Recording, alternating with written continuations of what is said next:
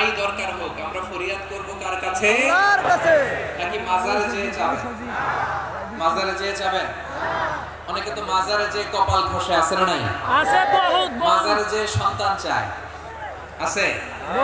এই এলাকায় নেই, এলাকার লোকদের আকীদা খালেস আমি জানি।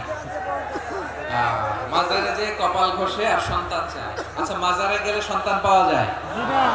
আচ্ছা, মাজারে না গেলে যদি বাচ্চা না হতো, গরু ছাগলের যে বাচ্চা হয় ওরা কোন মাজারে মানত করে বলেন?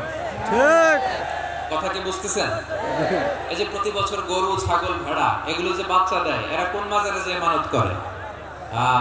এজন্য চাইতে হবে একজনের কাছে, তিনি কে? আল্লাহ।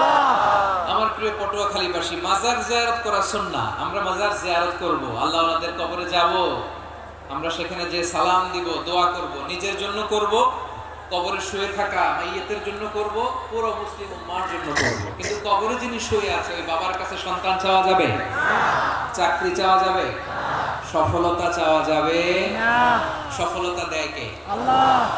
সবাই বলেন নাই, আওয়াজ করে বলেন, সফলতা দেওয়ার মালিক কে? এই কথাই রব্বুল আলামিন বলেন, ওয়া ইয়ামসাসকাল্লাহু বিদুররিন ফালা কাশিফা লাহু ইল্লা হু ওয়া ইয়ুরিদকা বিখাইরিন ফালা রাদ্দা লিফাদলি ইউসিবু বিহি মান ইয়াশাউ মিন ইবাদিহি ওয়া হুয়াল গফুরুর রহিম। আল্লাহু আকবার। আল্লাহ বললেন, ওয়া ইয়ামসাসকাল্লাহু বিদুররিন ফালা কাশিফা লাহু ইল্লা হু। আল্লাহ যদি তোমাকে কোনো বিপদ স্পর্শ করায়, আল্লাহ যদি তোমারে কোনো বিপদে ফেলে দেয়, ওই বিপদ থেকে উদ্ধার করার তিনি ছাড়া আর কেউ নাই। জোরে বলেন ঠিক কিনা?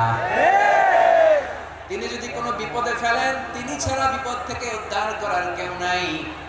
আর তিনি যদি তোমার প্রতি কোনো অনুগ্রহ করতে চান, ওই অনুগ্রহ ঠেকিয়ে দেওয়ার ক্ষমতাও কারো নাই। আল্লাহ যদি আপনার সফলতা দিতে চায়, পৃথিবীর কোন শক্তি ওই সফলতাকে থামাতে পারে না।